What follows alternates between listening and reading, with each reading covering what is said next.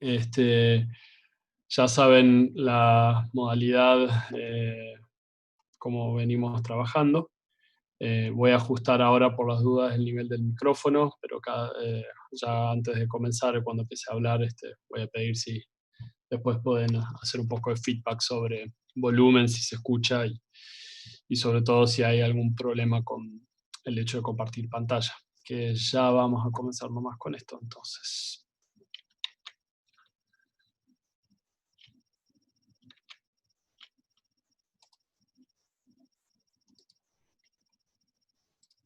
Bien, perfecto. Y voy a estar deteniendo mi video, así no hay ninguna interferencia de audio que suele estar aparejado cuando está el video. Bien, ahí entonces tengo mi ventana del chat abierto. Cualquier cosa que deseen comunicar por ahí, debería ser capaz de ver. Vamos a tener la configuración del audio. El micrófono está al mismo nivel de anoche, así que en teoría se debería escuchar bien. Bien, perfecto. Listo, entonces. Voy a ir admitiendo un par más y vamos a arrancar en unos minutos. Así puedo prestar atención si se va llenando de gente la sala de espera.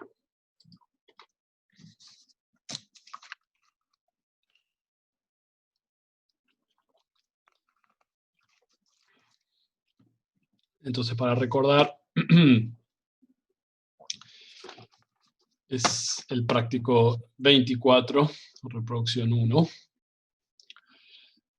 Vamos a estar más que nada compenetrándonos en las acciones de la prolactina y un poco cubriendo su ciclo regulatorio tan especial que tiene, sobre todo diferenciándose a los mecanismos de feedback o retroalimentación que otras hormonas endócrinas, o al menos del sistema endocrino, han estado viendo por su lado, por su cuenta. Típicamente los ejes que tengan como participantes al grupo de celulares o grupo de glándulas target, como la hormona la hormona pituitaria, eventualmente la glándula tiroidea y el resto de las glándulas, donde hacen mecanismos de feedback escalonados o largos. Acá va a ser un poco distinto y vamos un poco a hacer hincapié sobre eso más que nada. A través del caso vamos a ver justamente qué son los efectos que más tenemos que tener en cuenta cuando hablamos sobre regulación y efectos de la prolactina.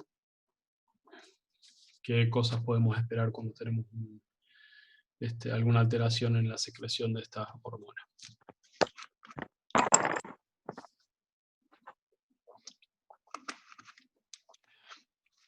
Tengan en cuenta por ahí el ruido ambiente que generan los micrófonos. Así que verificar si, salvo para hacer preguntas, de tenerlos en silencio.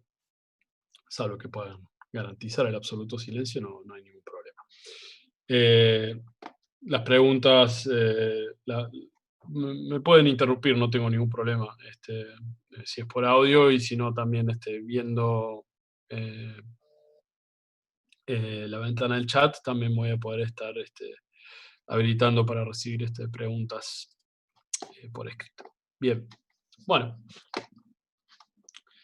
vamos a ir comenzando entonces. El modo de trabajo de este trabajo práctico es a partir de un caso clínico. Hay mucha clínica justamente para analizar en la mayoría de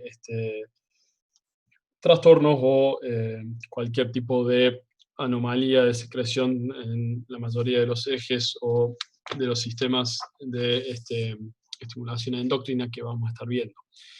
Y vamos a detenernos un poco sobre la relación que puede llegar a tener más específicamente el sistema de la prolactina con otros sistemas hormonales, y un poco tratar de elucidar el punto sobre esto. Entonces, el resumen de esta historia clínica de una paciente de sexo femenino, una joven de sexo femenino, 25 años de edad, consulta porque no menstrua hace ya 5 meses. Dentro de los datos recabados, los antecedentes ginecológicos apuntan a que tuvo una menarca a los 12 años y que, bueno, solamente tenemos este descriptor que por favor traten de eliminarlo de su léxico o al menos no lo usen estereotipadamente cuando nos referimos a algo normal. Así que tanto así como decimos que presenta la menarca a los 12 años, también tenemos que hacer énfasis sobre a qué edad aproximadamente pudo haber presentado la pubarca y la telarca. Conceptos de menarca, pubarca y telarca están relacionados justamente a todo lo que es el eje regulador de las hormonas sexuales, y en este caso, por tratarse de una paciente de sexo femenino, la regulación de la secreción de hormonas sexuales femeninas. Menarca es la aparición de la menses o el primer ciclo menstrual, que justamente tenemos que establecer en toda consulta de una paciente que en algún punto presenta alguna alteración de este mismo. Pubarca hace relación a la aparición de los denominados caracteres sexuales secundarios, que a reconocer en una mujer que está transitando por justamente la pubertad o la aparición de los ciclos hormonales que van a regular justamente lo que por un lado son los caracteres sexuales femeninos primarios. Los caracteres secundarios justamente hablan sobre la distribución más que nada del vello corporal, la distribución que es mucho más sutil del tipo de distribución de la grasa corporal. También justamente relacionado a lo que es los cambios en el aspecto de voz, eh, aparición de la influencia de los ciclos hormonales sobre las características de la piel o cutáneas, y lo que tiene que ver justamente, más específicamente sobre el desarrollo femenino durante la pubertad, es justamente lo que se relaciona con la telarca o el desarrollo de la glándula mamaria y el botón mamario. Así que todo está justamente relacionado con el ciclo de regulación hormonal femenino, cosa que es todo un tema aparte, no vamos a repasar o a adentrar demasiado en esto. Y que a partir de su menarca o de la aparición de la primera menstruación, justamente se ha mantenido, y eso es muy importante recabar, que sus ciclos menstruales han sido iniciados a partir de esa primera menstruación y que se mantuvo también de manera regular, como también lo establece aquí la viñeta clínica. No tuvo gestas, quiere decir que no ha quedado embarazada hasta sus 25 años que consulta, y es una mujer que es sexualmente activa desde los 19 años. Y refiere que los cuidados anticonceptivos son mecánicos. ¿Qué significa esto? Que no utiliza métodos químicos como medicación anticonceptiva, que básicamente son combinaciones hormonales, ya sea por vía oral, por vía inyectable, más últimamente hay métodos transcutáneos o parches o incluso de implantes. Métodos mecánicos justamente es todo lo que no implica la utilización justamente de métodos químicos, y son básicamente conocidos como métodos de barrera. El más utilizado en cualquier medio predominantemente es el preservativo masculino. Existen otros métodos de barrera que se utilizan más específicamente para el sexo femenino, mucho menos comunes. Están el diafragma, el preservativo femenino, la esponja, que prácticamente ya no debe estar muy en uso. Bien. Y luego menciona justamente esta palabra que dice la amenorrea, fue precedida. La amenorrea justamente está haciendo referencia al hecho de que no menstruó. Y que fue precedida justamente de ciclos menstruales irregulares. Es decir, que en algún punto la paciente presenta una alteración de sus ciclos hasta que ya llega a la ausencia del ciclo menstrual o la amenorrea. Y menciona algunos periodos con ausencia de sangrado uterino hasta 60 días. Básicamente constituye una alteración del concepto de amenorrea que ahora justamente vamos a establecer aquí. Bien, entonces, bastante resumido y claro y muy, por supuesto, hacia el signo guión, o en este caso un síntoma guión, que es justamente lo que hace que es la respuesta cuando nosotros en el consultorio tenemos que preguntar qué es lo que lo trae aquí. Y básicamente tenemos que buscar que nos diga nuestro paciente qué es lo que pasa y empezar eh, a realizar esta denominada anamnesis en base a la queja principal o la queja guión. ¿Por qué me refiero en estos términos en signo, síntoma, guión o principal? Porque probablemente pueda llegar a presentar otras cosas, que justamente algo que podemos establecer es que ha presentado ciclos menstruales irregulares, incluso ausencias de una cantidad significativa de días de ausencia. Así que eso probablemente esté en un segundo lugar, si se quiere. Así que el síntoma de guión acá es el hecho de que hay una persona que venía menstruando y que ha dejado repentinamente de menstruar. Este es nuestro motivo de consulta.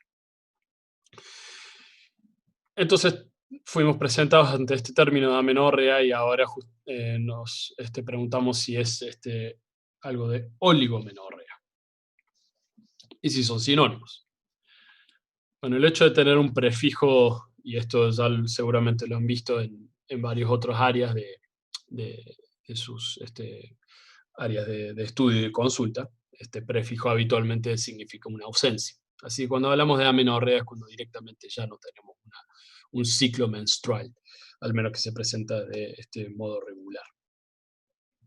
La oligomenorrea es cuando se disminuye la frecuencia de los ciclos menstruales y habitualmente se puede acompañar, o incluso independientemente, puede llegar a estar refiriéndose a una cantidad muy disminuida de lo que se espera en cuanto a la producción de sangrado menstrual.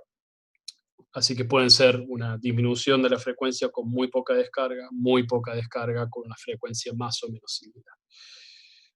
¿Cuánta disminución de la frecuencia? Y habitualmente los intervalos suelen durar más de 35 a 40 días, en una duración teórica que va de entre los 27 a 30, no mucho más de 35 días. Y se establece que si se contabiliza que la sintomatología o una mujer con oligomenorrea lo presenta durante el año, habitualmente se contabilizan entre 5 y 6 ciclos anuales. Así que existe alguna frecuencia, existe algún tipo de descarga o producción de sangrado menstrual, pero la amenorrea es cuando tenemos una ausencia, ¿sí? Y básicamente cuando ya tenemos 60 días de este tipo de ausencia de menstruación, ya podemos decir que es justamente una amenorrea. Entonces ahora justamente nuestra labor es elaborar, bueno, qué hipótesis podemos explicar el por qué la paciente puede llegar a estar con amenorrea. Bueno, habitualmente este tipo de prácticos la idea es que estas serían las preguntas donde uno trae escritos y preparados y bueno, la idea es que ustedes hagan sus propios cuadros sinópticos o resúmenes o listados que podrían llegar a explicar cuál es el motivo de consulta. Entonces las causas, ya habiendo visto cuál es el eje de regulación de hormonas sexuales femeninas que justamente se regulan el ciclo menstrual, por supuesto que vamos a estar más que nada tratando de investigar esta parte. Pero también tenemos que perfilar nuestras hipótesis dentro de los datos que también hemos estado recogiendo en nuestra anamnesis y otros datos que también se nos presentan por ser justamente datos no modificables, que se llama. Por ejemplo, el hecho de que estamos hablando de, bueno, primero que nada, una mujer, una paciente de sexo femenino, y estamos hablando de alguien joven. Y estamos hablando de alguien joven que también todo lo que hace a el desarrollo y que apunta al desarrollo más específicamente a la regulación de las hormonas sexuales, también no presenta ningún tipo de anormalidad. Entonces es muy probable que todo lo que apunte a la aparición brusca de una amenorrea sobre lo que pueda llegar a parecer el desarrollo puberal, está probablemente descartado. Entonces aquí, si bien está en inglés, vamos a representar causas de lo que es denominada la amenorrea primaria. Eso está justamente estableciendo a que esto es la ausencia de una menarca en una niña o en una mujer en edad puberal. Este, entonces vamos a tener que este hipogonadismo, ¿sí? Que es justamente lo que explica eh, una causa principal de amenorrea en esta edad, bueno, uno podemos establecer si tenemos la existencia de anomalías congénitas, cualquier tipo de enfermedad endocrina, si tenemos tumores que pueden llegar a afectar a algún lugar en donde la producción hormonal o en donde la hormona va justamente a actuar en sus células target o en sus células blanco, puede llegar a estar apareciendo en este momento. Siempre tener en cuenta que puedan haber enfermedades sistémicas que hacen una desregulación generalizada de eh, regulación hormonal, y es muy común, y es algo que justamente en una mujer de 25 años sí o sí tendríamos que ir a descartar, ya que en ningún lugar de esa viñeta clínica hace al menos referencia específicamente a de buscar justamente enfermedades psicógenas sobre alimentación y más específicamente la anorexia nerviosa, que es un trastorno psiquiátrico en donde la persona afectada por la anorexia nerviosa tiene una aversión anormal a querer alimentarse. Y es predominante justamente en el sexo femenino, mucho más que el sexo masculino. Hay varones que sí, hombres varones que sufren de anorexia nerviosa, pero se sabe que justamente la injerencia que tiene esta enfermedad sobre el metabolismo y la regulación hormonal es justamente sobre la alteración del ciclo menstrual. Donde vamos a tener aquellos situación de hipogonadismo, en donde vamos a tener una, un aumento justamente de las hormonas gonadotróficas o sexuales. Bueno, se puede llegar a ver en la hiperplasia adrenal congénita, síndrome de Cushing, que probablemente también lo hayan visto cuando están viendo los teóricos o las clases sobre endocrino, que esto es justamente una producción aumentada o hipercortisolismo, que puede llegar a ser primario o secundario. ¿Y cuál es la relación de la hormona corticosteroidea? Y que justamente este es el componente químico principal de estas hormonas sexuales. Estos básicamente son los tumores secretores, ¿sí? De algunas hormonas que pueden llegar a estar influenciando en aquellos que pueden llegar a producir una amenorrea o una oligomenorrea o cualquier alteración de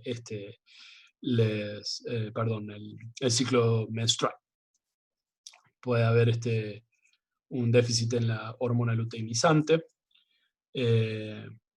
Y puede haber causas más bien físicas como el himen imperforado, muy raro, un hiperandrogenismo, también muy raro. En aquellos que hayan tenido un trauma craneano.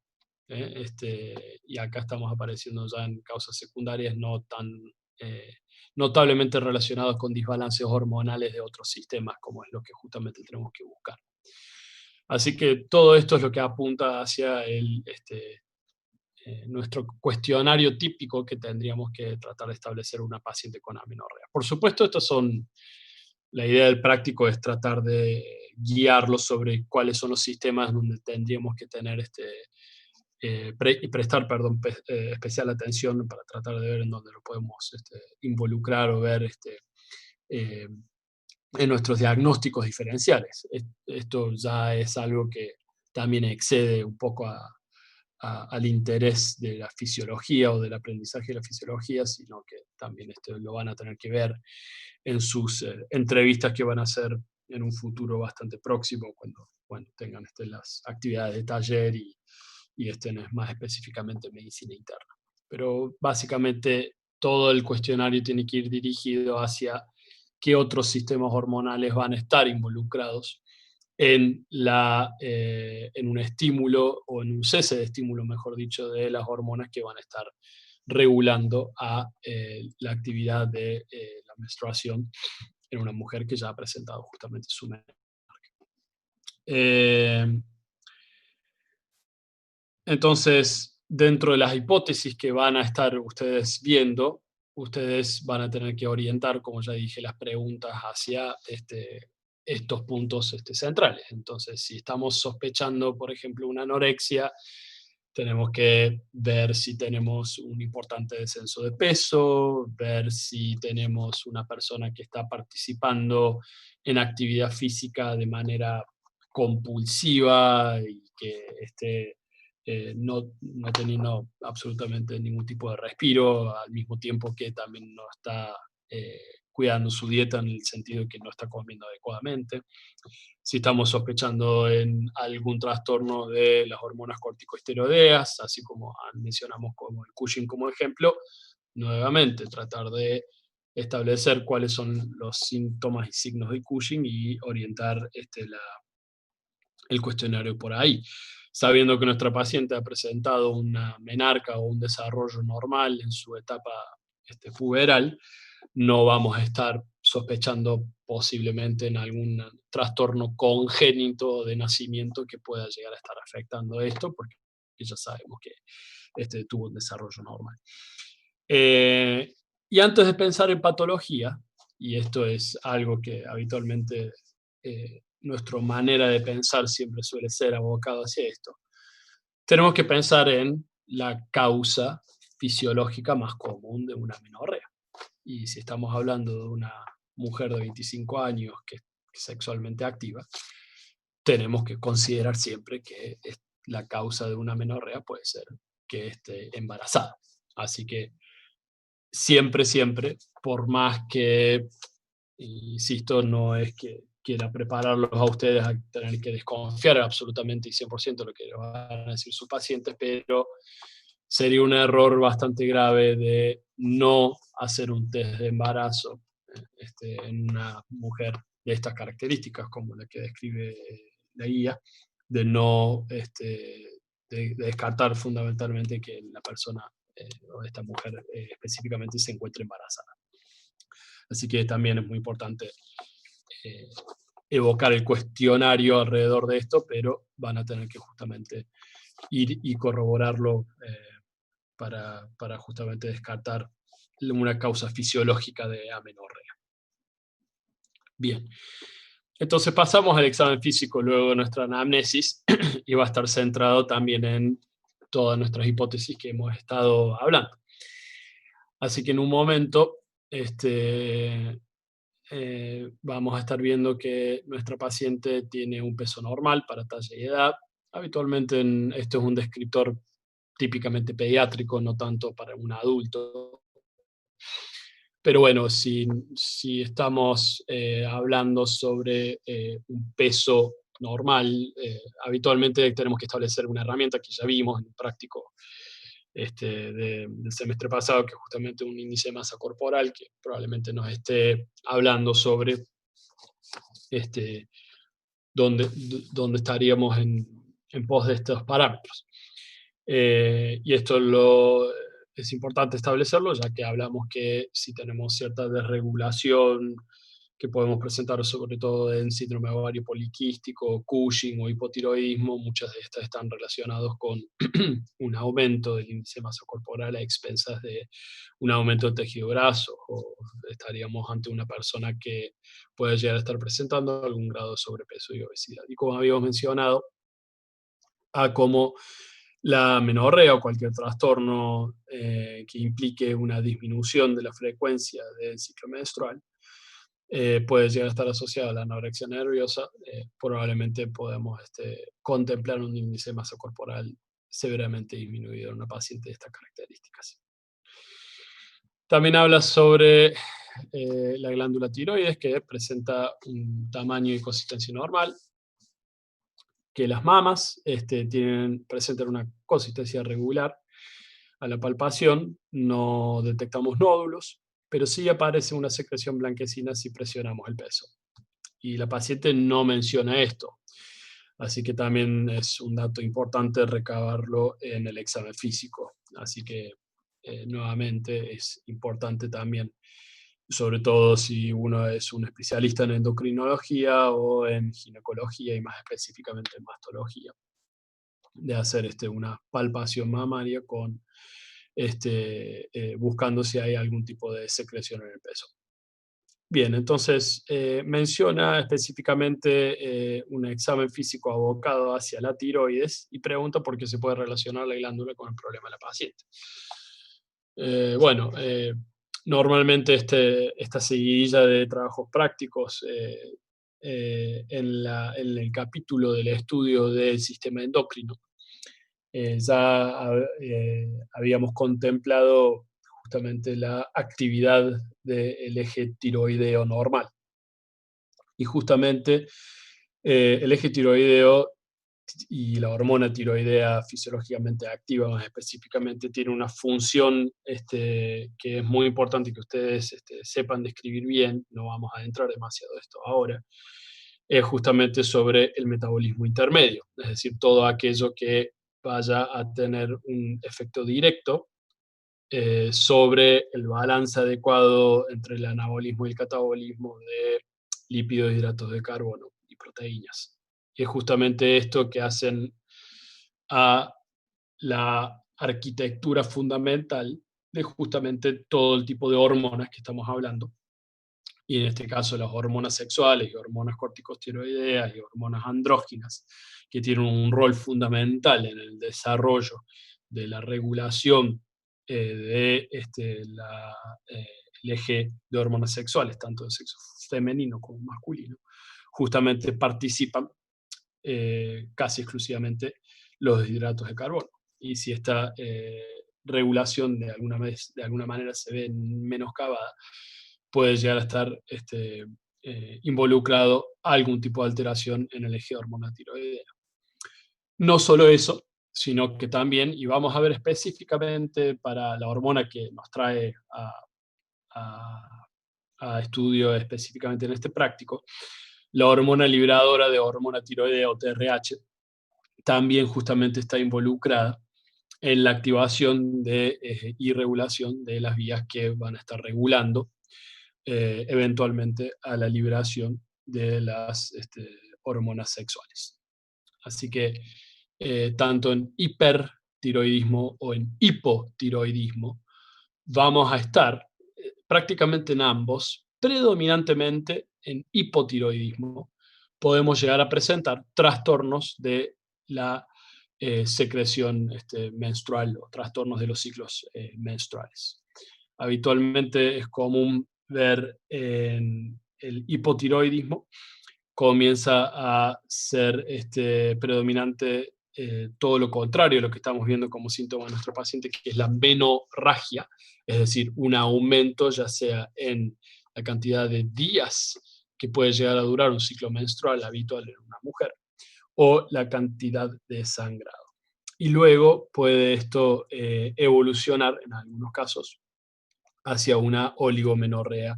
No muy habitual, que esto suele ser una amenorrea. Y básicamente esto es debido al eje regulatorio que tiene la hormona libradora de hormona tiroidea o la TRH. Así que siempre es algo que nos tenemos que encargar de ver si tenemos algún tipo de signo o síntoma que pueda llegar a estar apuntándonos hacia algún tipo de desregulación de la hormona tiroidea. La única observación que genera dudas, sigue, la pregunta, es la secreción blanquecina al presionar el peso. Bueno, entonces pregunto cómo se llama este signo. Entonces, si estamos hablando de una secreción blanquecina que se expresa exclusivamente desde el pezón, esto siempre va a ser denominado una galactorrea, o sea que es una secreción de tipo exócrina y específicamente de leche que va a salir a través del peso. ¿Puede llegar a ser alguna otra sustancia? Y sí, pues si estamos hablando de algo blanquecino que sale del pezón, prácticamente estamos hablando de esto. Pero si tenemos algún tipo de secreción anormal que sale del pezón que no sea blanco, bueno, puede llegar a ser una descarga purulenta si llegamos a tener alguna infección localizada, productora justamente de pus, producto de muy probablemente una infección bacteriana localizada. Podemos tener secreción sanguinolenta o incluso en algunos casos, y esto habla de cierta patología tumoral, de tener una secreción incluso sólida o tipo comedón, si se quiere, desde el peso. Por eso, cuando estamos hablando de una secreción blanquecina, estamos hablando justamente del producto de la glándula exócrina, que justamente es la glándula mamaria, y que la producción de esto es únicamente leche.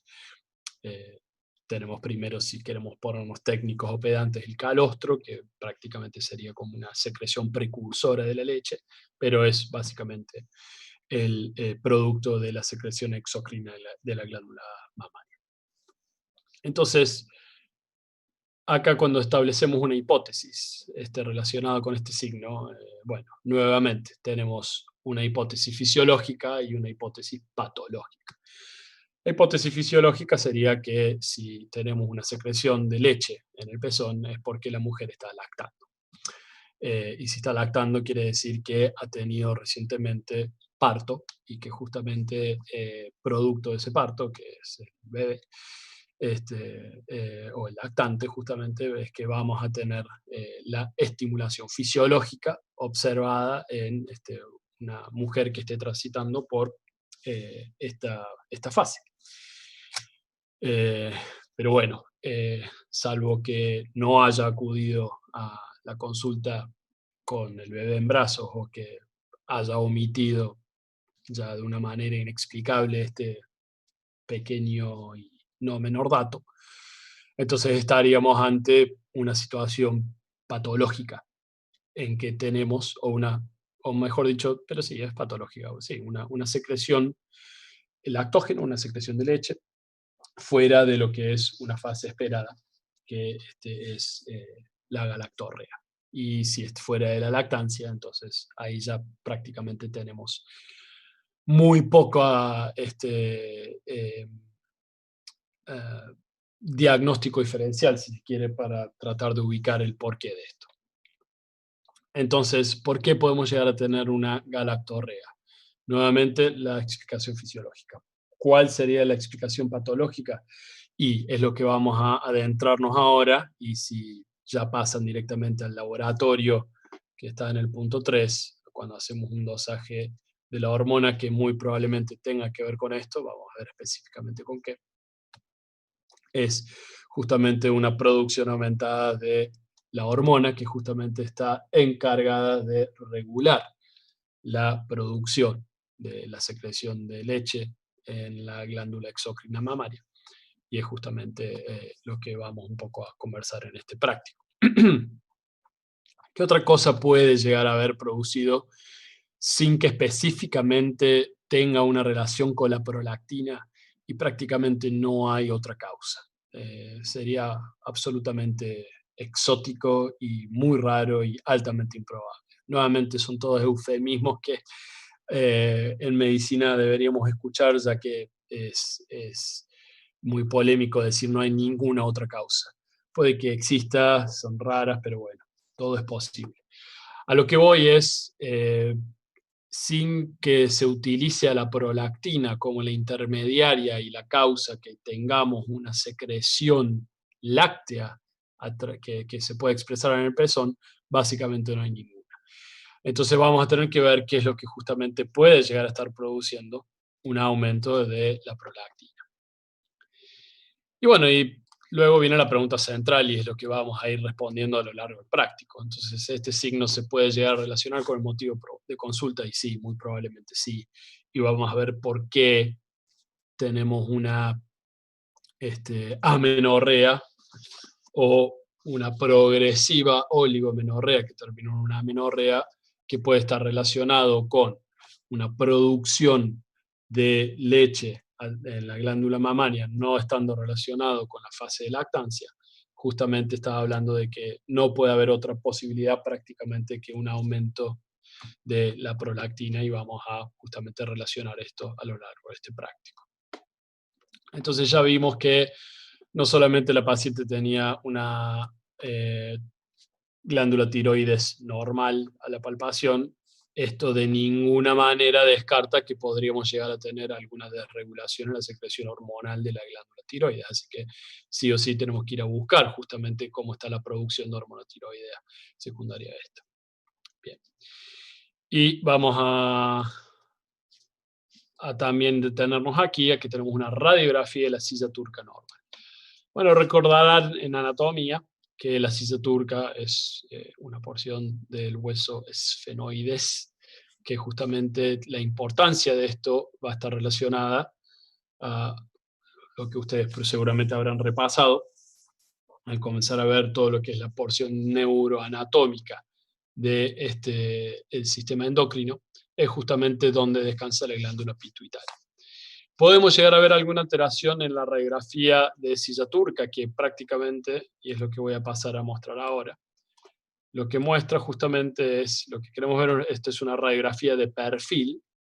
Este vendría a ser el cóndilo mandibular o del maxilar inferior. Todo esto es la base del cráneo, las primeras vértebras cervicales, ¿sí? Este es la vértebra cervical, o el arco posterior de la segunda vértebra cervical. Este vendría a ser la porción del peñasco, el hueso temporal, y bueno, ya están, espero que bastante ubicados. Esta silueta que ven aquí pertenece a lo que es la silla turca, y cuando tenemos un doble piso que se llama, que son justamente dos líneas que podemos observar, puede llegar a estar indicándonos que podemos tener algún crecimiento anormal en el área de la silla turca, por lo tanto en el área de la hormona pituitaria o la hipófisis. Así que una vez que tenemos este signo en la radiografía de silla turca o radiografía de perfil del cráneo, junto a síntomas similares que pueden llegar a estar presentando esta paciente, tenemos que justamente buscar alguna alteración, y específicamente lo que puede llegar a presentar este signo es algún crecimiento anormal en la glándula hipófisis, perdón. De las hormonas dosadas, hay que identificar si salen del rango fisiológico y la posible relación con el problema de la paciente. Un poco entonces ya lo habíamos dicho. Los niveles de la hormona tiroideo estimulante y las hormonas tiroideas fisiológicamente activas, que son la T3 y T4, ya vimos que están normales. Obviamente, si no tenemos ningún problema en el eje tiroideo, no podemos adjudicar absolutamente a nada ningún problema de la hormona tiroidea. Y ya estuvimos hablando y mencionamos justamente cuál sería el problema de la hormona tiroidea en algunos de los problemas que puede llegar a presentar nuestra paciente específicamente, sobre todo hablando de regulación de ciclo menstrual. Y la prolactina, que es lo que justamente va a producir la prolactina en relación a la desregulación de el eje de la hormona sexual, bueno, y es lo que justamente vamos a hablar ahora. Estos datos ayudan a corroborar o descartar algunas hipótesis, y bueno, claramente sí. Eh, Básicamente, si tenemos un análisis de laboratorio tan contundente que justamente está cuadrando con todo lo que presenta nuestro paciente, y sería bastante raro que tengamos que buscar compulsiva y obsesivamente alguna otra causa que explique tan bien lo que justamente tenemos y nos está señalando este laboratorio. ¿De acuerdo? Bien. Entonces ahora, al hablar un poco sobre la hiperprolactinemia, que es la siguiente pregunta, eh, sería bueno tratar de tener, a resumidas cuentas, cómo es la acción de la prostaglandina, cómo es su regulación, y un poco vamos a hablar de esto un poco en breve, así que nos vamos a desviar un poquito de esto. Lo que voy a hacer ahora es dejar de compartir pantalla para pasar a otro gráfico.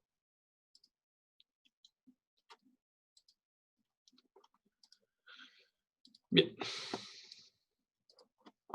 Entonces aquí ahora lo que estamos viendo es justamente un poco sobre bueno, el perfil regulatorio de la prolactina, para hablar un poco de esto y encaminarnos en el resto del práctico para ayudar a entender y tener un poco los conceptos en claro sobre esto, ¿sí? Entonces la prolactina es el producto de las células lactótrofas, ¿sí? De la porción anterior de la glándula pituitaria o de la glándula hipófisis. Voy a utilizar tanto pituitario como hipófisis de manera intercambiable. Bueno, eso es simplemente para aclarar. Entonces esta hormona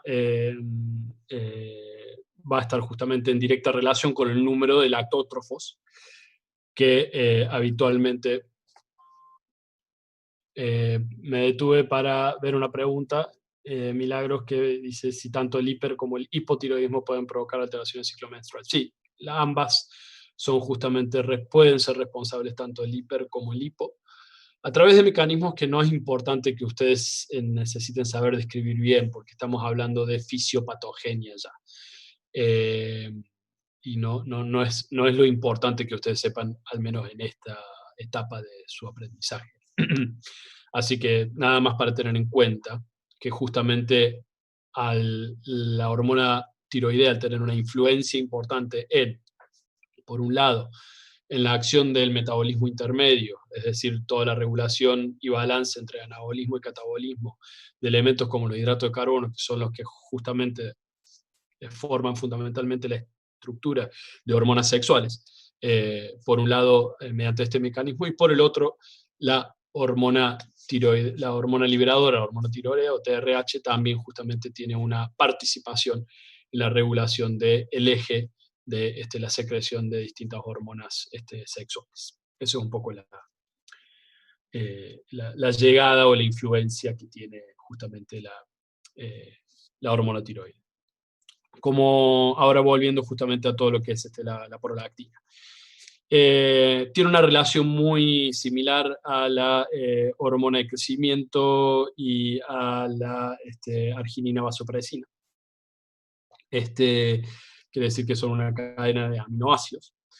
Y lo más importante, lo que tenemos que ver es justamente qué es lo que justamente lo regula, o los estímulos que hace que aumente o disminuya, ¿sí? Qué es lo que justamente a nivel intranuclear es la regulación de los genes de transcripción de la prolactina. Y justamente acá es donde tiene el efecto la TRH y la relación de la prolactina. La TRH, o la hormona liberadora de hormona tiroidea, es un estimulante directo, y lo vamos a ver más adelante, porque justamente aumenta la transcripción del gen de la prolactina.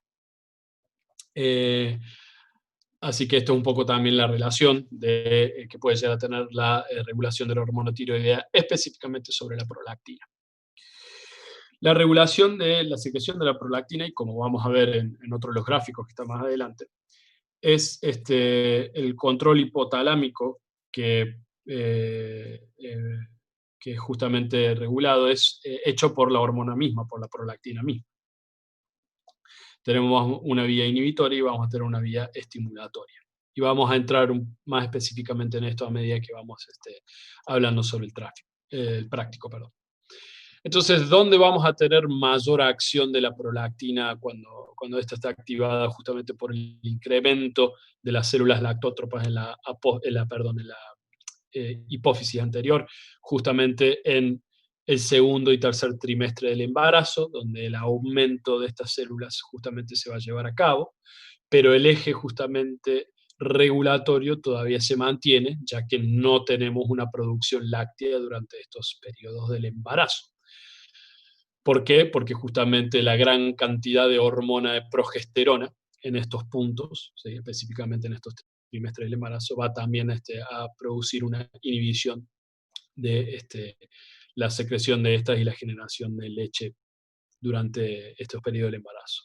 Cosa que justamente la disminución brusca y la cese brusco de la estimulación de la hormona luteinizante y la acción que está generando en la teca del ovario para producir una cantidad descomunal de progesterona durante el embarazo, posparto, esto cambia drásticamente, pero ya al haber un estímulo importante, la cantidad de células lactótropas, comienza justamente el estímulo para producir la secreción láctea que va a ser justamente dada a través de la glándula mamaria.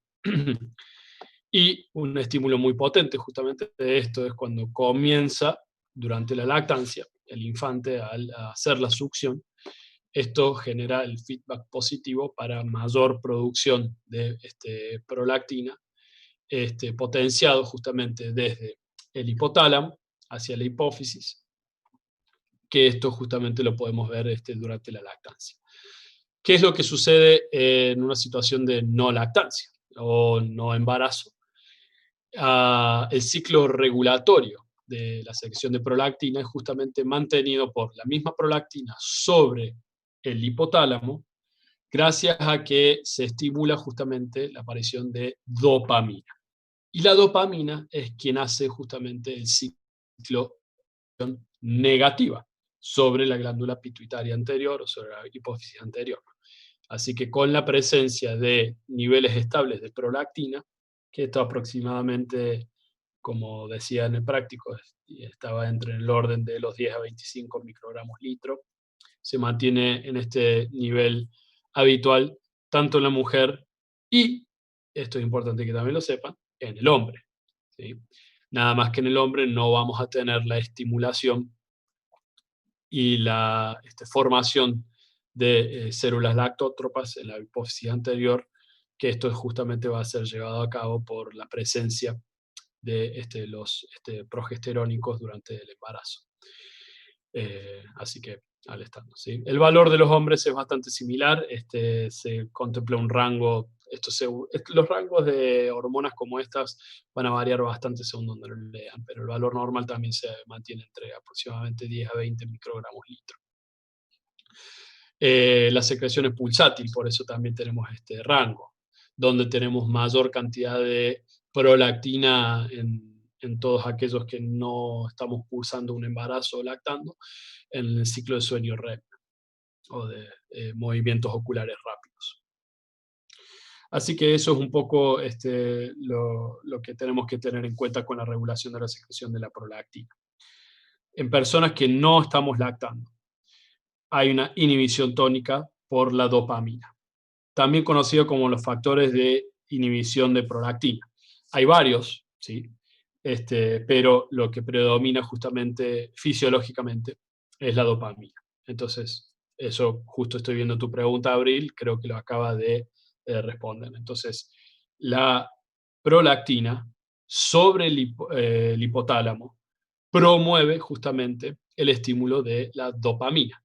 La dopamina, al estar siendo secretado, y ahora vamos a ver cuáles son los sistemas neuronales de secreción de la dopamina, justamente tiene un efecto negativo sobre la hipófisis anterior para que se siga produciendo esta misma hormona Es decir, que esto es justamente el ciclo inhibitorio de feedback negativo que la misma prolactina se produce a sí misma.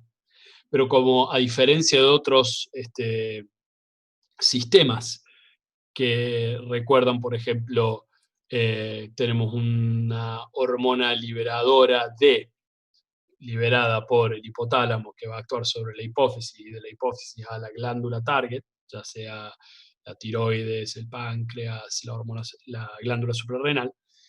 La prolactina no tiene una hormona liberadora de prolactina en el hipotálamo, sino que lo que hace el ciclo regulatorio negativo hipotálamo-hipofisario es justamente la dopamina. Primordialmente, principalmente, en más de un 90%, pero también tenemos justamente los PIF o los PIF, que son en inglés los factores inhibitorios de la prolactina. Entonces, el efecto inhibitorio de la dopamina habitualmente domina y supera el efecto estimulatorio, como habíamos hablado, que como tenemos una secreción constante de hormona liberadora, de hormona tiroidea o TRH, como habíamos dicho, la TRH es un estimulador directo, ya que estimula la transcripción génica de la hormona de la prolactina. Pero el dominio de dopamina versus TRH es enormemente a favor de la dopamina, por eso no tenemos niveles altos de prolactina normalmente. Me va a hacer otra pregunta acá. Entonces, ¿podría pasar que esté inhibida la dopamina por alguna razón en caso de que no esté embarazada? Bueno, ahora vamos a ver. Ahora vamos a ver qué es lo que está pasando, cuáles son las posibles hipótesis en nuestra paciente. Ciertamente, Paula, estás en un camino que es bastante correcto y es algo que es lo que puede llegar a estar pasando. Vamos a ver, justamente, ¿sí? Entonces, como bien decís, lo primero que tenemos que hacer es descartar que esté embarazada. El caso clínico lo omite, pero vamos a estar este, eh, infiriendo que se trata de una mujer no embarazada.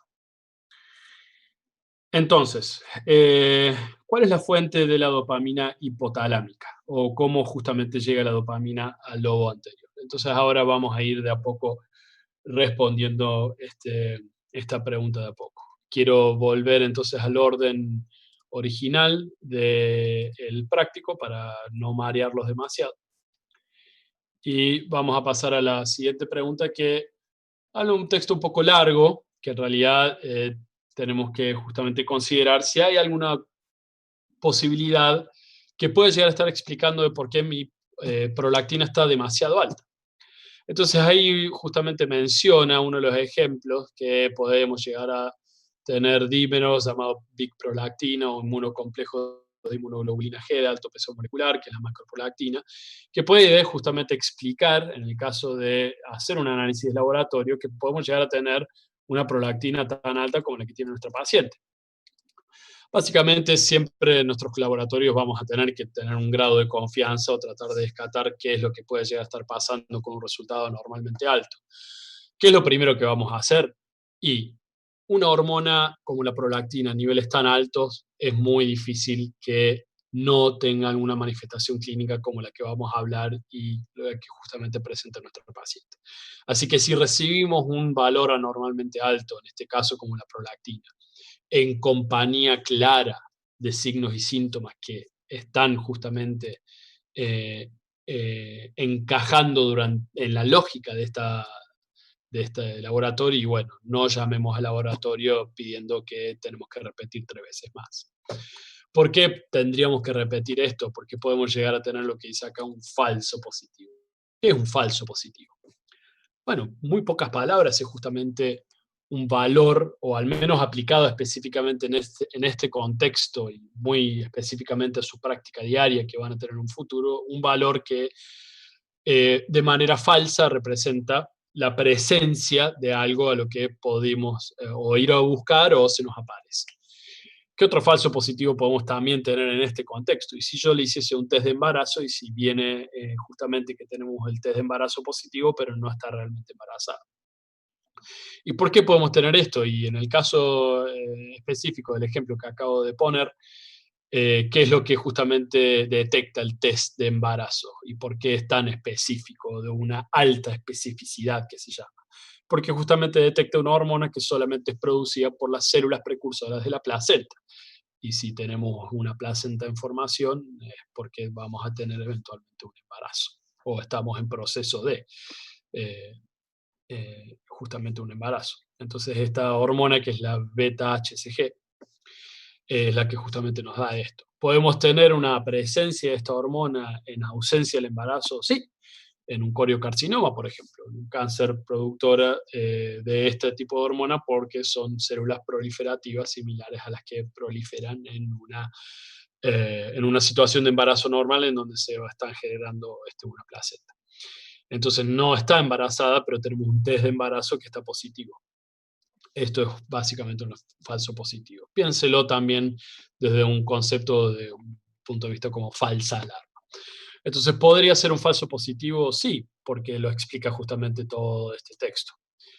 Pero es un falso positivo en una mujer no embarazada, con amenorrea y que tiene una secreción que es claramente leche que está viniendo del pezón, evidentemente es muy poco probable que este sea un falso positivo y que justamente mi nivel muy aumentado de prolactina se deba justamente a esto. Bueno, eh, un poco desviándonos de la regulación, pero que vamos a ir justamente a esto en breve, es justamente a través de qué tipo de receptor actúa nuestra prolactina famosa y que estamos empezando a investigar. Bueno, la prolactina entonces tiene su receptor dimérico que se va a presentar en las células, que es justamente un receptor del tipo de las asociado a las proteinquinasas. Dentro específicamente de esta familia de proteinquinasas, como repasarán eventualmente, este tipo de receptores son los que justamente participan en la transducción de señales que eventualmente van a ir hacia la regulación de la transcripción génica. Así que esto es algo a tener en cuenta para justamente ubicar dentro de las familias a los cuales van a estar asociados, en este caso, los receptores de la prolactina. Más específicamente, esto es el miembro de la familia de las quinasas o de tirosinquinasas de la familia Janus, y por eso la J en estos receptores asociados a el JAK. Y dentro de estas están asociadas específicamente que significa la just another kinase o simplemente otras quinasas.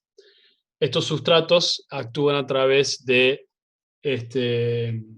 los codificadores o los transcriptores de las STAT, que son justamente transductores de señal y activadores de la transcripción. Las P que están viendo acá están relacionadas a la fosforilación de STAT, y cuando estos están fosforilados, estos son justamente la forma activada de estos que pueden entrar al núcleo de la célula y justamente tener la influencia sobre la transcripción génica y la regulación génica. Y estos factores de transcripción específicamente, vamos a ir aquí, específicamente del orden de la prolactina, van a ser justamente lo que van a codificar la producción de los aminoácidos específicos que van a formar la cadena de prolactina, que ya sabemos que justamente cómo está compuesta estos 198 aminoácidos específicos. Es en este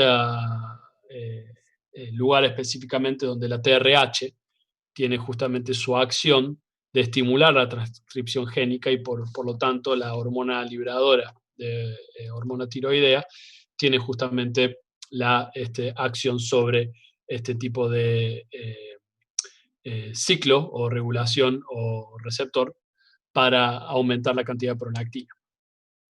Sí, es similar a la hormona de crecimiento, exactamente. No solamente la hormona de crecimiento, sino a la eritropoyetina, al factor neurotrófico ciliar, a varias de las citoquinas que están participando en la regulación de la inflamación de especial atención hoy en día con la fisiopatogenia del COVID-19 o del coronavirus, sobre todo cuando estamos hablando de interleuquina 6. Estas interleuquinas justamente, junto con la hormona de crecimiento, la eritropoyetina, el factor estimulante de colonia de granulocitos y macrófagos, la eritropoyesis, todas estas están justamente unidas a este tipo de receptor ligadas a las JAK y al factor de transcripción y regulación STAT. ¿Sí? Eso es justamente lo que hace la prolactina biológicamente activa a nivel intracelular.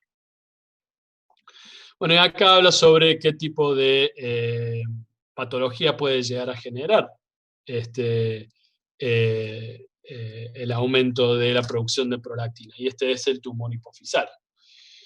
Dentro de lo que es específicamente, y desde un punto de vista patológico, hablando de un tumor hipofisario, el tipo más común de este tipo de patología es el adenoma hipofisario, es decir, una proliferación de las células que justamente se encargan de sintetizar activamente, y en este caso las células de la hipófisis anterior, que son las lactótrofas, de secretar la prolactina. Y esto es justamente lo más común. Y esto es justamente lo que puede llegar a dar ese cambio radiológico que podíamos ver ahí en el ejemplo que les mencioné, el doble piso de la silla turca. Entonces, si hay exámenes complementarios que podemos hacer para descartar este tumor hipofisario como la causa de la hiperprolactinemia, es justamente esto. Si tenemos una radiografía de silla turca normal, en fin, esto no es mi especialidad o lo que me dedico día a día, pero si no tenemos absolutamente ninguna otra causa, y ahora vamos a ver cuáles son las causas a las cuales uno tendría que ir a buscar el por qué tenemos una hiperprolactinemia, y probablemente no me quedaría demasiado tranquilo y en algún momento podría llegar a optar por algún otro método complementario que de manera más específica me pueda llegar a mostrar si tengo alguna alteración como un adenoma hipofisario. Y hablando más específicamente de esto, podría llegar a optar por una resonancia magnética cerebral con foco específico sobre la hipófisis para justamente descartar este tipo de lesión. Pero bueno, vamos a ir hablando sobre las diversas causas de la hiperprolactinemia. Más específicamente, ya quiero llegar a este punto para justamente terminar de cerrar la explicación de el porqué de la regulación de la prolactina y este loop o feedback específico que tiene esta hormona. Entonces, puede haber, y esto justamente lo preguntaba Paula, puede haber un problema relacionado con la regulación de la liberación de la prolactina.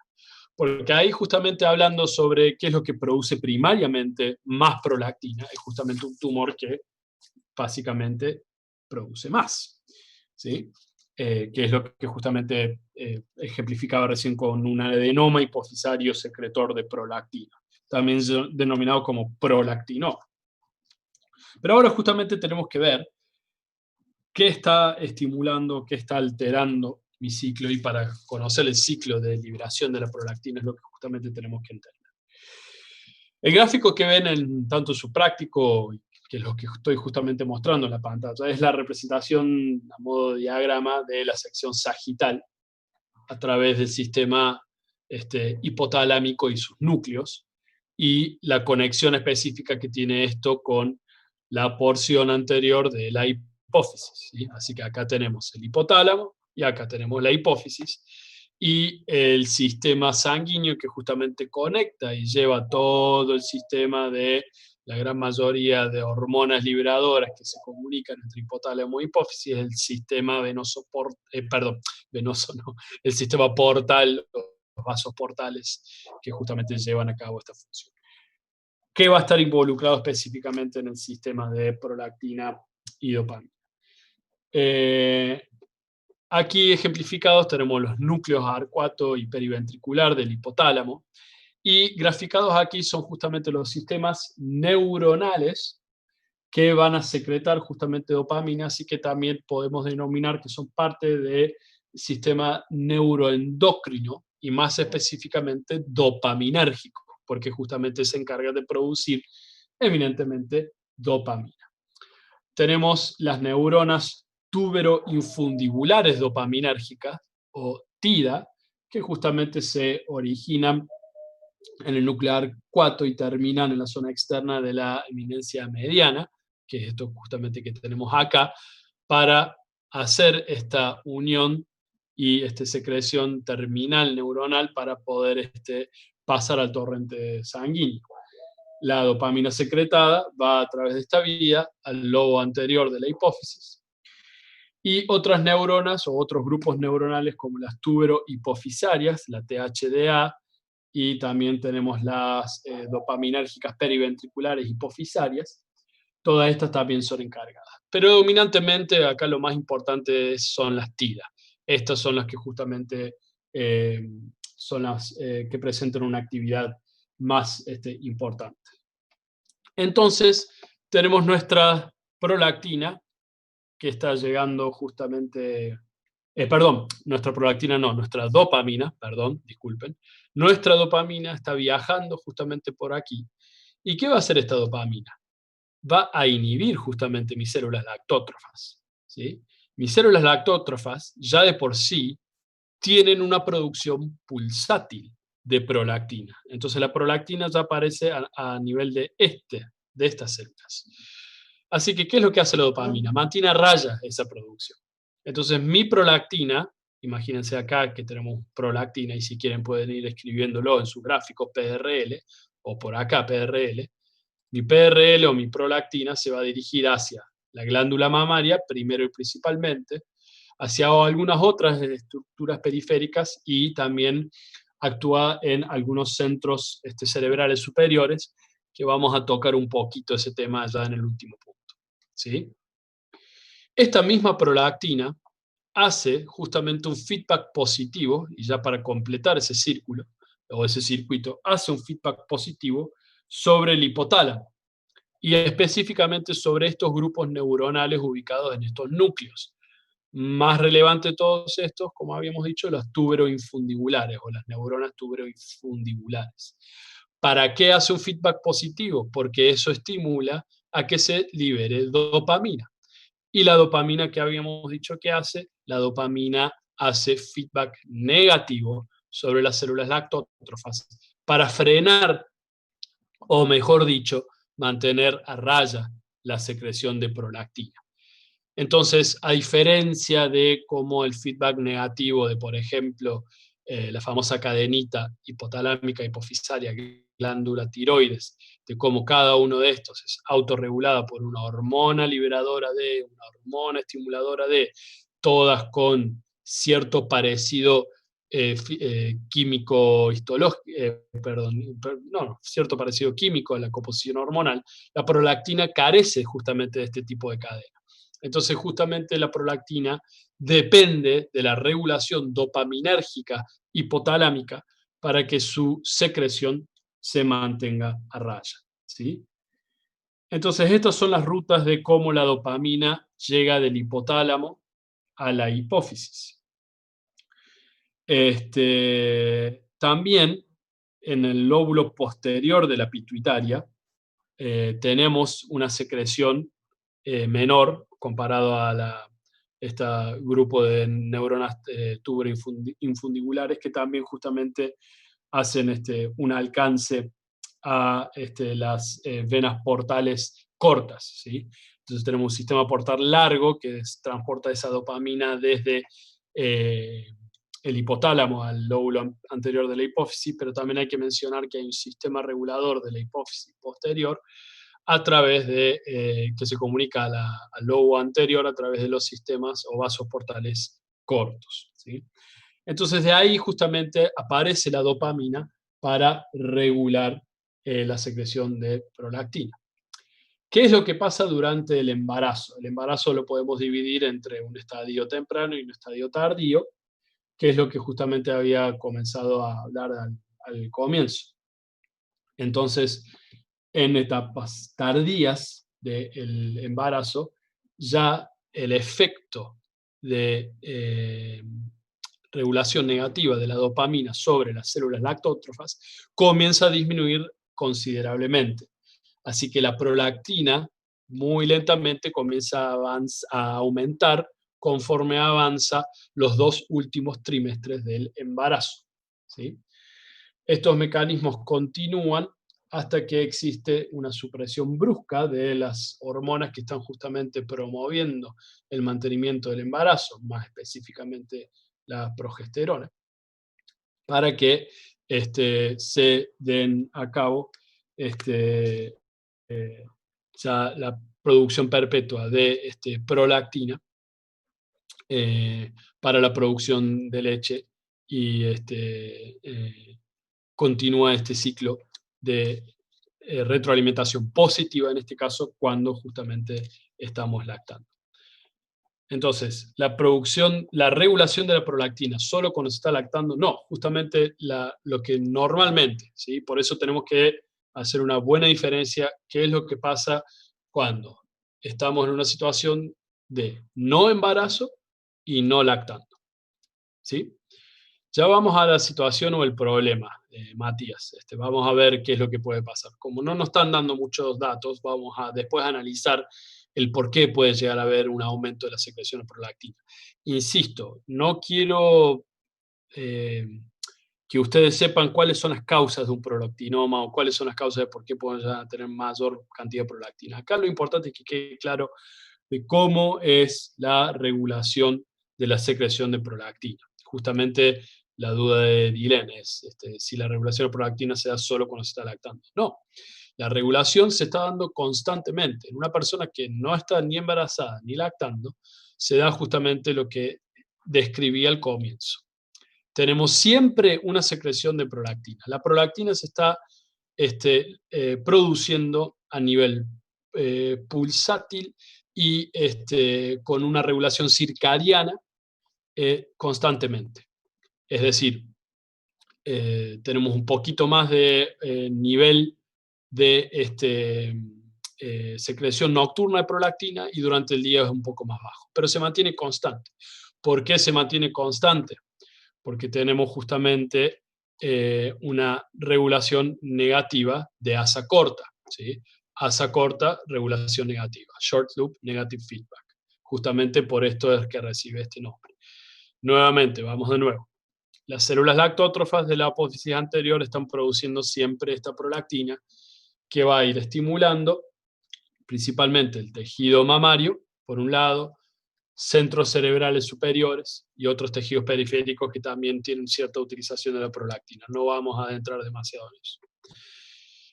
Esta prolactina circulante tiene un estímulo positivo sobre el hipotálamo. ¿Por qué positivo? Porque esto lleva a que principalmente este grupo de neuronas, que son las tuberoinfundibulares dopaminérgicas, estimulan constantemente la producción de dopamina. ¿Y por qué esa prolactina estimula que haya dopamina? Porque la dopamina va a viajar del hipotálamo hacia la hipófisis anterior para decir, hasta acá llega tu producción, hasta acá llega tu producción de prolactina. No te puedes pasar más de esto. Entonces, básicamente se hace una autorregulación indirecta. ¿Por qué una autorregulación? Porque es la misma presencia, la misma hormona de la prolactina, la que promueve la estimulación.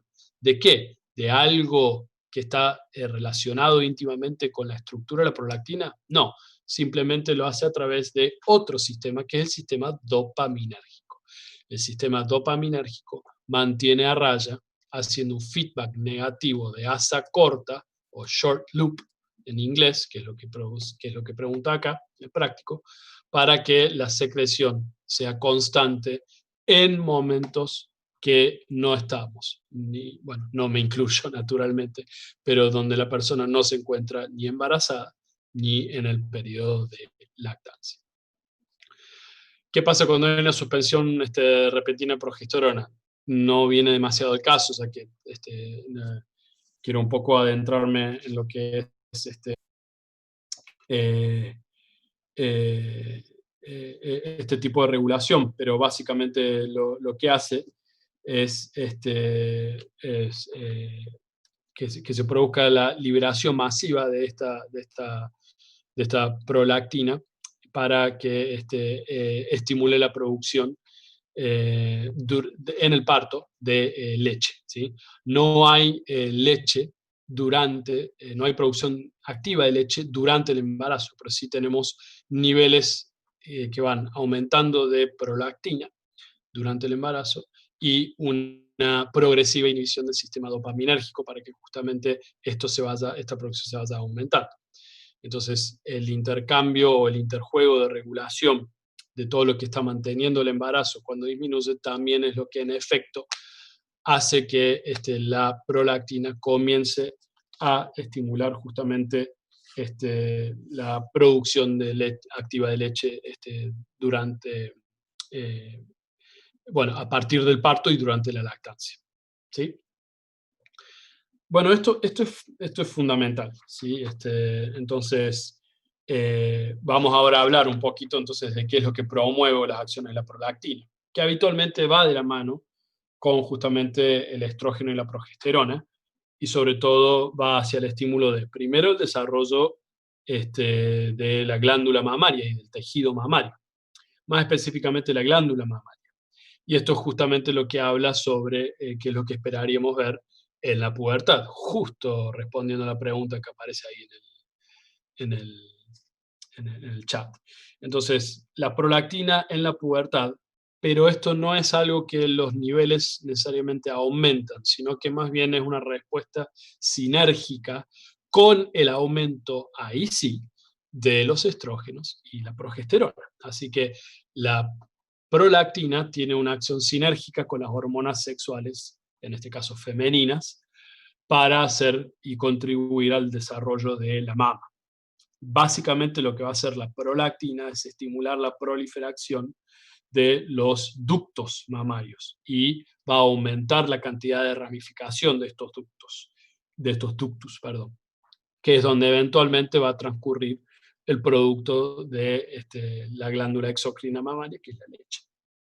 Durante el embarazo, el alveolo mamario, que básicamente este ramillete o racimo de glándulas que van a estar produciendo la leche, durante el embarazo la prolactina se encarga de estimular el crecimiento y el desarrollo de estos racimos. Una vez que se produce el parto, ahí se larga la producción de leche, ¿sí? Entonces se entiende bien las acciones de prolactina tanto en la pubertad, embarazo y lactancia, ¿sí? Durante la pubertad, el desarrollo de los conductillos mamarios, ¿sí? Y también lo que es el desarrollo de la glándula en sí, o todo lo que haga lo que es la telarca y el desarrollo del botón mamario. Pero eso en una sinergia con los estrógenos y la progesterona. Durante el embarazo, el, eh, el crecimiento y el aumento de tamaño de la glándula, y durante posparto o lactancia, la producción de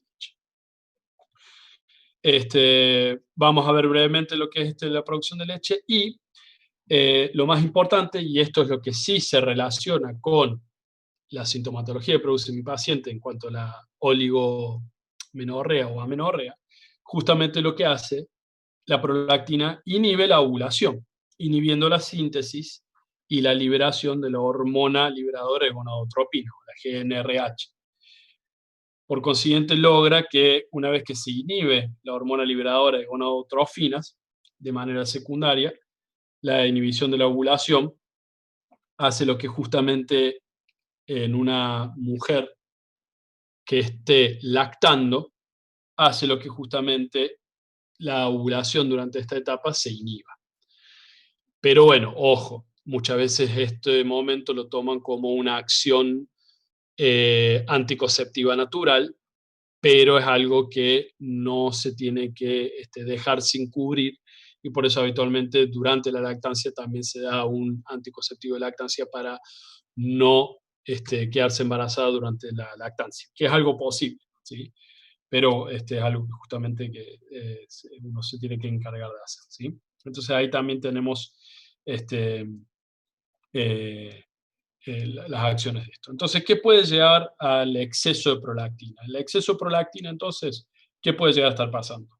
Cualquier proceso que impacte en la no producción de dopamina a través de estos sistemas dopaminérgicos, hormonales. O sea que prácticamente algo que pueda llegar a destruir mi hipotálamo, al menos en este punto. Entonces, ¿qué puede llegar a destruir mi hipotálamo? Y un tumor que esté creciendo en esta área, un cese brusco de irrigación en esta área, que justamente irrigue estas neuronas, se mueran esas neuronas y no tengo una producción de dopamina en este punto particular, que puede llegar a pasar en algún accidente de tipo cerebrovascular en esta zona.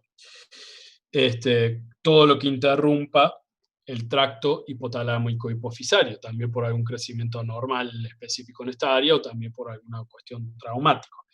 El prolactinoma, que ya dijimos, que puede llegar a ser un tumor secretante de prolactina. Entonces, todo lo que genere lo que se llama en endocrinología una downregulation, una disminución de la regulación de mi sistema dopaminérgico, es lo que justamente me va a alterar la producción de prolactina. ¿De qué manera? Y al no haber dopamina, haciendo un feedback negativo, mis células lactótrofas van a decir, bueno, sigamos haciendo prolactina, total no hay nadie que nos inhiba. Y eso es lo que justamente conlleva la producción desenfrenada, si se quiere, o no regulada, de el aumento de esto, ¿sí? Entonces, esto es el punto justamente de esta pregunta, si hay alguna estructura que puede generar un aumento de la secreción de la hormona. Junto con la ausencia de la dopamina, el equilibrio que también logra esto es que si yo tengo algo que puede llegar a estimular la aparición de la TRH o de la hormona liberadora de hormona tiroidea, recuerden que estando esta actuando sola o incluso en algunas situaciones donde podemos tener, que es raro, una mayor cantidad de TRH, la TRH estimula directamente los factores de transcripción genéticos intranucleares en las células lactótrofas para la producción de mayor cantidad de prolactina, ¿sí? ¿Y qué otra causa se imaginan que también puede llegar a tener? Y eso creo que vamos a ir un poco más adelante. Bueno, acá este texto habla ya más específicamente sobre los mensajeros y las interacciones estimuladoras e inhibitorias que está justamente teniendo o involucrados en todas estas vías que estamos hablando de la secreción de la prolactina.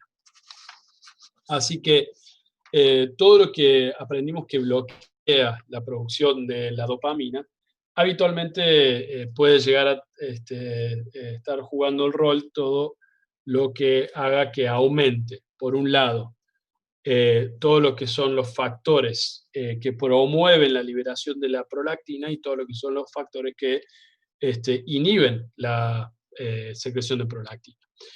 Este PIF, ¿sí? Que si bien dice que si bien la dopamina no es el único, la dopamina es el que predomina, ¿sí? Y eso quería... perdí. Sí, lamentablemente tenía un recorte en donde lo escribí bien, voy a ver si lo encuentro. Pero la dopamina es el principal, así que todo lo que afecte a lo que es la supresión de la dopamina va a ser lo que más, de manera más común, puede llegar a justamente causar un aumento en la prolactina. Entonces, siendo el embarazo y la lactancia las causas fisiológicas, ¿sí? Tenemos también otro tipo de cosas que podemos llegar a causarlo. Entonces habíamos dicho todo lo que lesione el hipotálamo, todo lo que haga que tenemos una hipersecreción a partir de la hipófisis. Habíamos dicho trastornos sistémicos, por mencionar algunas, ¿sí?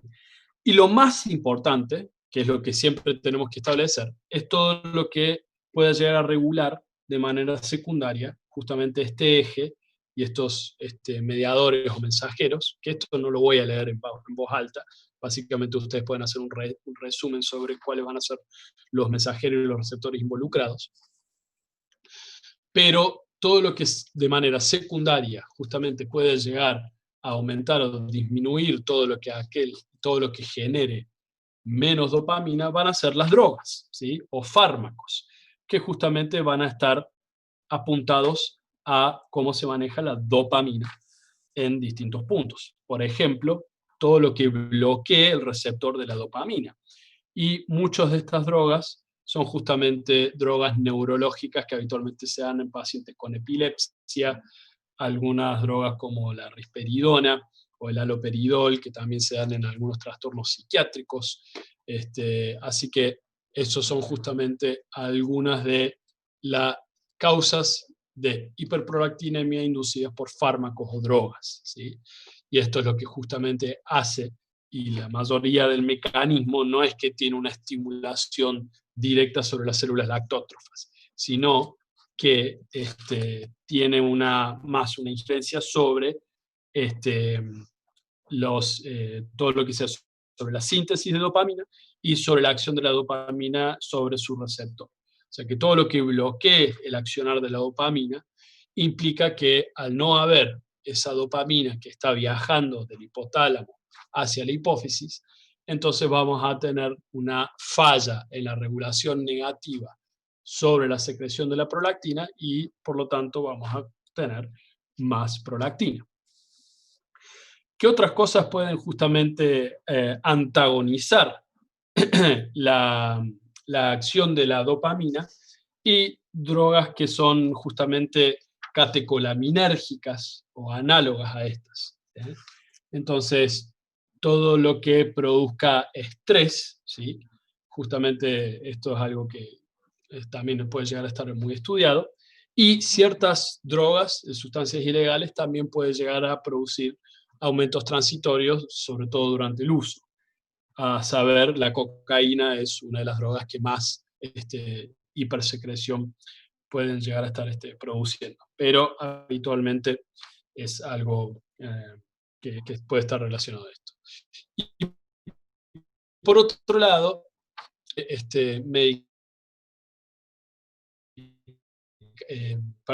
mediador, esto que justamente lo que es la recaptación de la serotonina, así que muchas veces fármacos antidepresivos también pueden llegar a estar produciendo un aumento de la cantidad de prolactina. Entonces, básicamente ese sería una de las preguntas que tenemos que hacer, y eso es un punto a lo que va.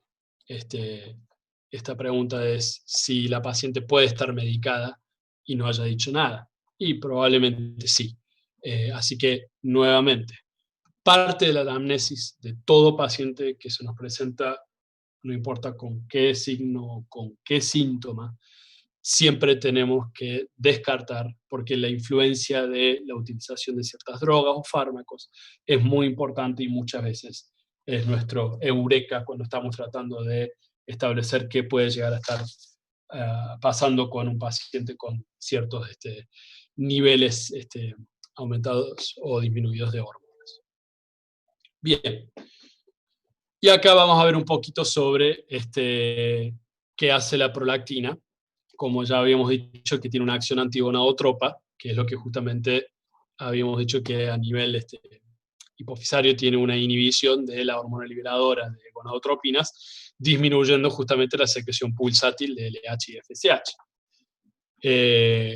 Inhibiendo entonces, por lo tanto, la respuesta pico de hormona luteinizante al aumento de estrógenos para la ovulación, haciendo que decaigan los niveles de estrógeno. Entonces los periodos se pueden denominar, que pueden llegar a ser, son anovulatorios, ¿sí? Y esto es lo que explica justamente esta relativa eh, eh, infertilidad, si se quiere, durante la lactancia, porque justamente una de las situaciones donde fisiológicamente se da la prolactina. Esta desregulación, eventualmente sostenida en el tiempo, también justamente va a alterar el ciclo menstrual.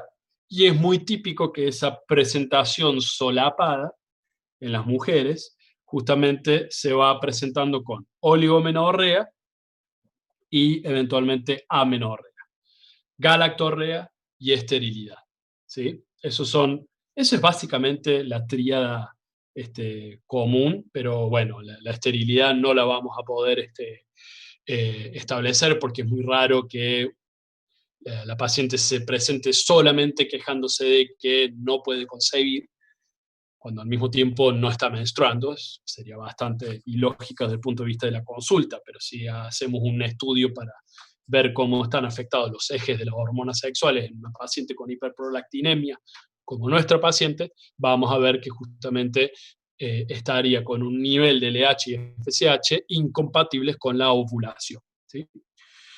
Vamos a tener galactorrea y vamos a tener amenorrea, como justamente habíamos establecido.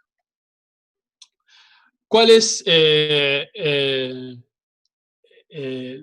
o qué es lo que sugieren los estudios de la relación de las interacciones de la prolactina y más específicamente con la regulación de los caracteres sexuales, hormonas femeninas?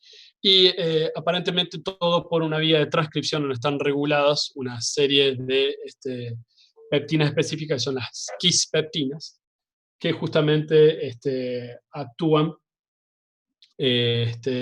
a modo de señalización en justamente lo que es la estimulación de la liberación de la hormona liberadora de gonadotrofinas y justamente lo que hace a la maduración de este eje durante el desarrollo sexual en la pubertad. Así que la prolactina no solamente va a tener un rol que ya es bastante sabido y como ya expliqué sobre la glándula mamaria en conjunto con los estrógenos y la progesterona, sino que también va a tener una regulación en donde la coordinación y la aparición de la eventual regulación de los ciclos menstruales y de la maduración hormonal en la mujer, justamente a través de este sistema de cis-peptinas. Y por último, cuáles son o cómo son justamente los mecanismos de lactogénesis. Y bueno, básicamente como resume acá, el gráfico de la derecha nuevamente presenta este gráfico más simplificado sobre cómo es los factores de transcripción genética, específicamente de la prolactina, y cuando está en la producción de láctea, ¿sí? Acá lo que justamente va a estimular es el producto de las proteínas, que prácticamente es lo que compone principalmente la leche humana o la leche materna, que son la lactoalbúmina y la caseína. No está acá ejemplificada la lactalbúmina, pero estas son las dos proteínas presentes más importantes en la leche humana, caseína y lactalbúmina.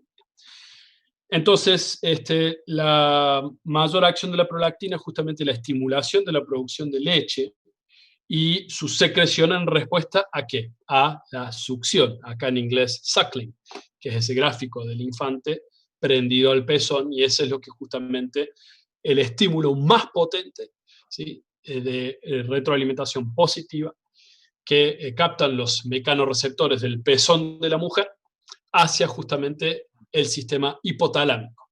¿Y qué va a hacer acá? ¿Va a estimular la secreción de dopamina? No, lo va a inhibir, ¿sí? Entonces, justamente, ¿por qué yo quiero justamente esto?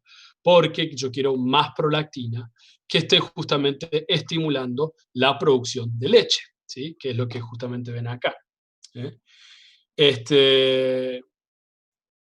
La prolactina estimula la producción de leche, entonces por la inducción de la síntesis de los componentes justamente de esta.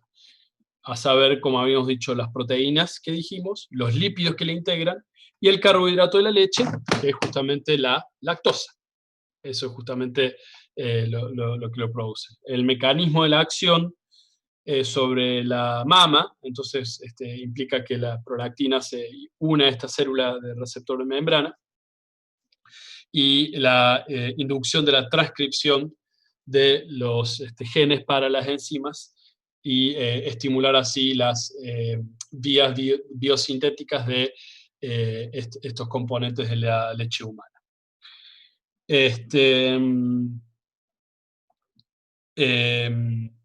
Los efectos inhibitorios que justamente están presentes durante el embarazo, producidos por los estrógenos y la progesterona, es justamente lo que permite que la prolactina estimule esta lactogénesis y se produzca la lactancia.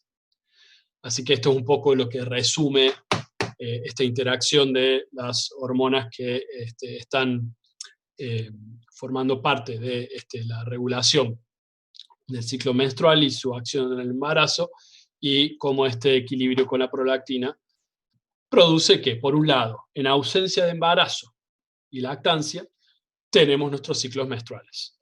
Y por otro lado, este balance hace que tenga mayor proliferación y producción de acinos y glándulas de leche que se van aumentando y proliferando durante el embarazo, y eventualmente la producción de leche que vamos a tener posparto y durante la lactancia. Bueno, no tengo mucho más que agregar a este punto, ¿sí? Entonces, lo que sí habían aparecido en las preguntas previas es por qué puede llegar a tener hiperprolactilemia esta paciente de 25 años. Puede ser primaria porque tenemos un tumor productor de prolactina. O puede ser secundaria porque tenemos algo que esté disminuyendo la cantidad de dopamina necesaria para inhibir la estimulación de prolactina, ¿sí? O tenemos una causa inducida por fármacos, que básicamente los fármacos, de manera indirecta, la gran mayoría de ellos, no van a estimular la producción de prolactina, sino lo que van a hacer es inhibir más bien el sistema dopaminérgico.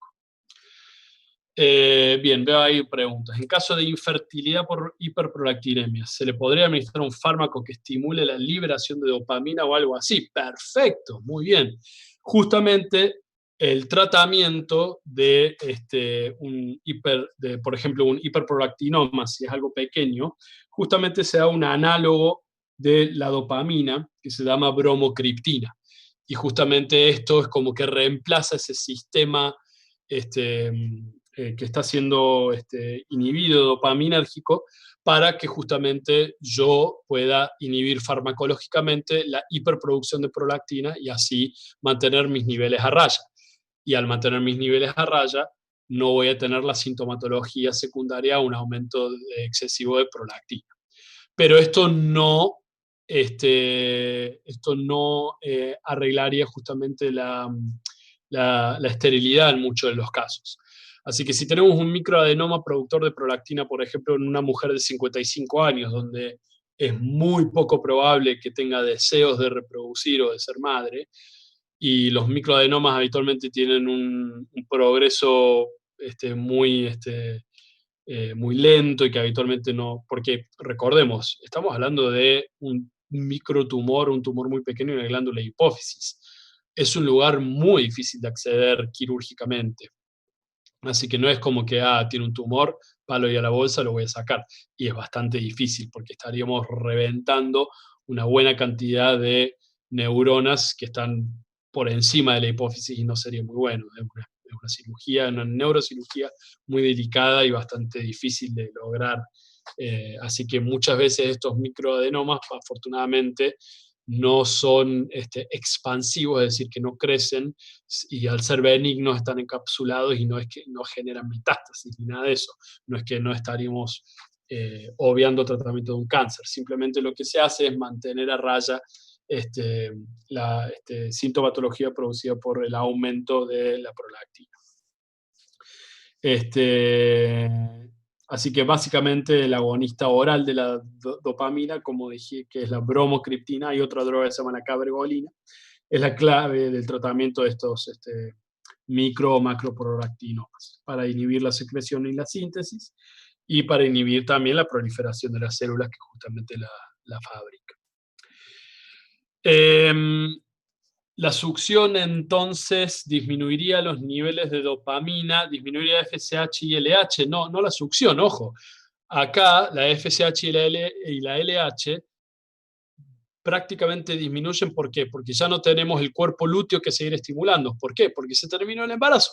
Entonces, al terminar el embarazo, todo el ciclo de regulación de gonadotropinas vuelve justamente al estadio preembarazo, bien dicho. Por eso justamente disminuye la FSH y LH. Entonces, en este momento, la prolactina, ahí lo que ya va a hacer, siendo inhibida por estas dos hormonas que estaban muy altas durante el embarazo, es alargarse, producir leche. Ya durante el embarazo, lo que venía haciendo la prolactina, y que ya estaba en niveles que habitualmente estaban más altos que lo normal en una etapa de no embarazo, es justamente lo que se logra. No la relación entre quispeptinas y prolactina es algo que yo tampoco, es algo que también está en investigación y es algo que yo, al no dedicarme a esto, tampoco puedo largarme a explicar. Los genes KISS, lo que hacen es codificar las neuropéptidos, que son las quispeptinas, que son activadores de las neuronas que fabrican la hormona reguladora de gonadotropinas, perdón, la hormona libradora de gonadotropinas en el hipotálamo. Son parte de también factores de transcripción genética que van a tener una regulación a este nivel. La prolactina, lo que justamente se conoce y está muy bien estudiado, son todos los factores que, primero y principal, ustedes tienen que conocer muy bien, que es justamente las acciones principales de la prolactina en todo esto que acabamos de decir. Pero, por otro lado, también la prolactina tiene un efecto directo sobre, por ejemplo, este grupo de células en los niveles superiores del sistema nervioso central, que justamente tiene un rol en la producción y regulación de la hormona reguladora de las gonadotrofinas. No sé por qué mecanismos exactos, directos, pero probablemente haya mucha gente que está estudiando esto en este momento y que también trate de hacer una explicación puntual sobre esto. Así que, insisto, creo que es algo que ustedes tienen que mencionar a tal caso de conocer hacer conocer su conocimiento sobre qué otros efectos tiene la prolactina, pero lo más importante que tienen que conocer sobre la prolactina es todo lo que estuvimos describiendo hasta ahora. Eso es lo más importante, eso es lo fundamental.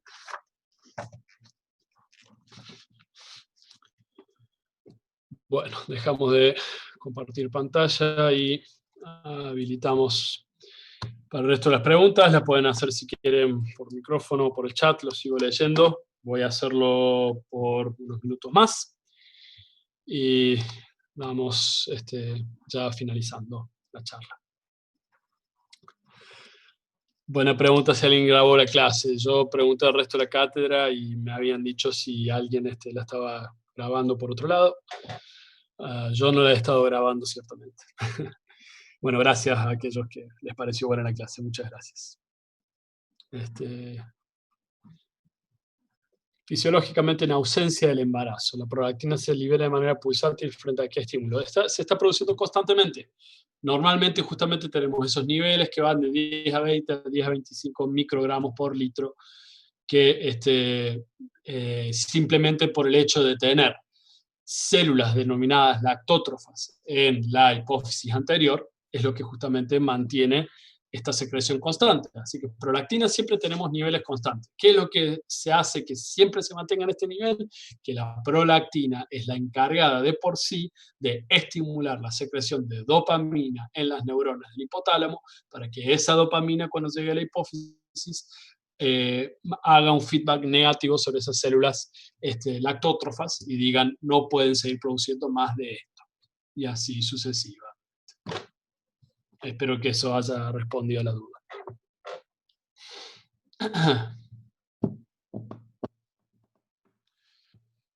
No, gracias a ustedes. Insisto que escucharme 2 noches seguidas en este contexto de angustia e incertidumbre es demasiado. Gracias por su paciencia.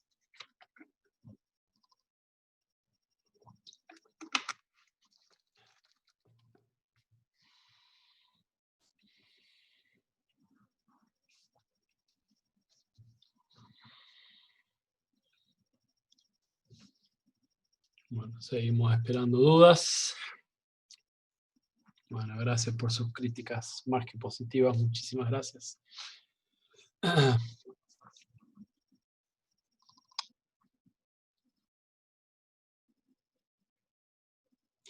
Durante la lactancia, el feedback de la prolactina sí es justamente positiva, porque eso es lo que justamente hace posible a la producción continua de leche durante toda la etapa de la lactancia, hasta que se produce un cese Que habitualmente el cese es porque, bueno, y ya no vamos a hablar demasiado sobre fisiología de la lactancia, pero el cese puede llegar a ser a que ya no se prende más el bebé o el lactante al pezón, y ese es justamente ese es el estímulo más importante que produce.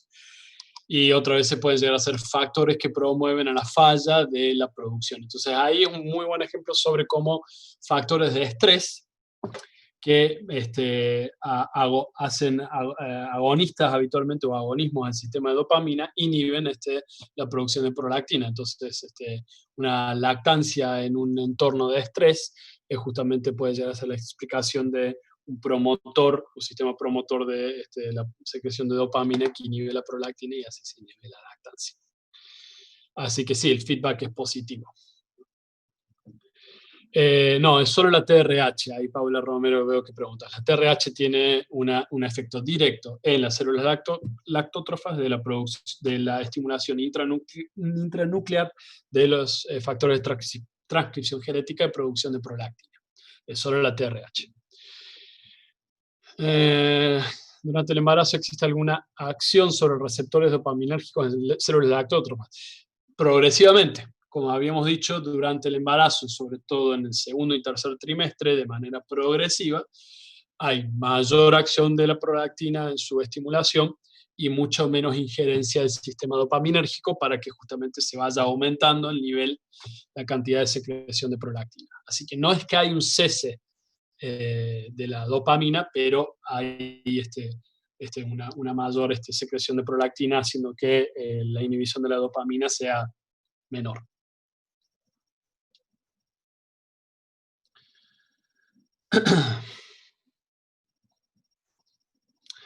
Bien, entonces, nuevamente, hay dos rulos de feedback. El feedback que ejerce la prolactina sobre el hipotálamo, los sistemas dopaminérgicos del hipotálamo es positivo. ¿Para qué? Para que se estimule dopamina. La dopamina sobre la hipófisis es feedback negativo. Por eso es un feedback negativo de asa corta. Y ahí habla específicamente sobre la acción de la dopamina en la hipófisis anterior.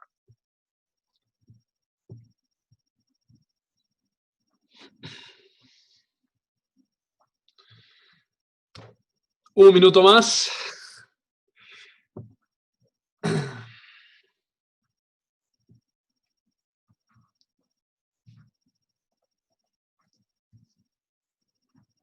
De nada. Gracias a ustedes. Bueno, qué bueno que se entendió, es la idea. Muchas gracias. Gracias por su feedback positivo.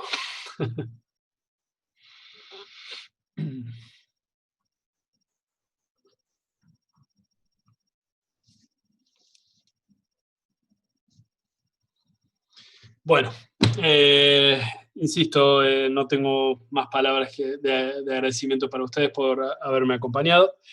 Espero verlos pronto, ya sea de esta manera o presencial. Espero que todos estén muy bien, cuídense mucho y recibo también dudas por otras vías que habitualmente nos solemos contactar. Que tengan muy buenas noches, hasta la próxima.